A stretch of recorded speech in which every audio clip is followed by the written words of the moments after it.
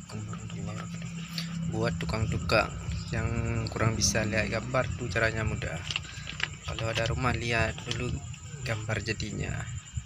Ini misalkan tampak depan, tampak belakang, tampak samping kiri atau samping kanan.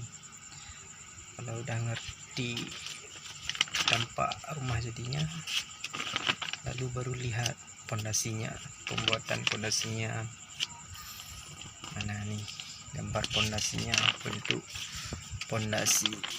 Ini bentuk pondasinya. Pelajari benar-benar pondasinya. Kalau udah tahu bentuk pondasinya, kita lihat di mana letak pintu gosen. Ini takaran pondasinya, batu, slab, dan pengorekannya.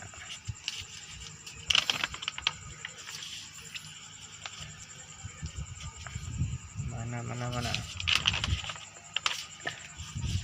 ini mesin juga. Ini cara tarik leplang nih. Ini apa lagi nih? Ya, ini cara melihat perletakan gosen, pintu, dan jendela. Tinggal kita lihat aja, lalu kita tandai di bangunannya. Kalau udah tahu posisinya, udah gampang pembuatannya, simple. Ini untuk mengetahui berapa tingginya gosen dari slab, gosen pintu, gosen jendela.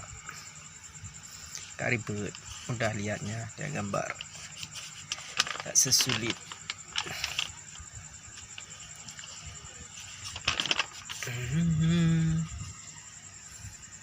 Sama juga perletakan pintu.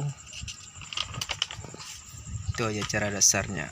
Kalau udah tahu, udah gampang pembuatan rumahnya. Nggak susah lihat gambar. Penting berani mencoba, berani melihat. Nah, habis intinya tengok dulu gambar jadinya. Kalau udah tahu gambar jadinya, udah bisa digambarkan dalam kepalanya bentuk posisi jadi rumah. Kalau udah tahu bentuk jadinya, maka lihat bentuk pondasinya. Kalau udah tahu bentuk pondasinya, lalu lihat letaknya, pintu gosen dan pintu lele. Itu cara mudahnya.